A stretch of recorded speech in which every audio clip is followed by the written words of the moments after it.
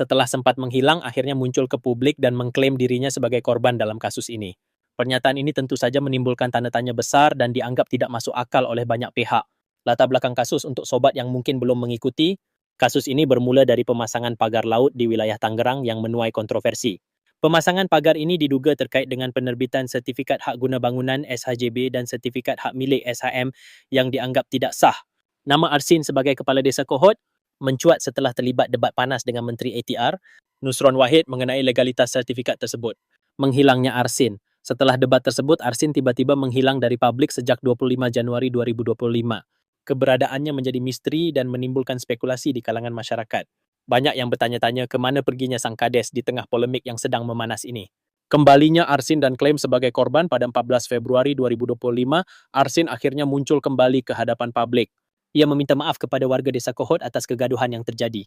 Arsin mengklaim bahwa dirinya juga merupakan korban dari tindakan pihak lain dalam kasus ini. Ia menyebut ketidaktahuannya akan aturan sebagai alasan terjebaknya ia dalam situasi ini. Reaksi publik klaim Arsin sebagai korban tentu saja memicu berbagai reaksi dari masyarakat. Banyak yang merasa pernyataan tersebut tidak masuk akal, mengingat posisinya sebagai kepala desa seharusnya memahami prosedur dan legalitas penerbitan sertifikat tanah. Beberapa warga bahkan menyebut pernyataan Arsin sebagai upaya cuci tangan dari tanggung jawab. Proses hukum berlanjut meskipun telah muncul dan meminta maaf, proses hukum terhadap Arsin tetap berjalan.